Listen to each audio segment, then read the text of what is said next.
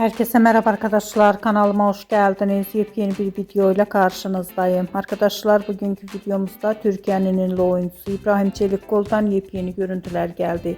İbrahim Çelikkol'un çekildiği dizinin setinden olan muhteşem görüntülerini sizler için YouTube kanalımda video halinde sunuyorum.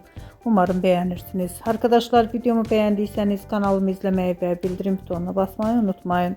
Şimdilik benden bu kadar olsun. Yeni videomuzda görüşmek üzere. Hoşça kalın.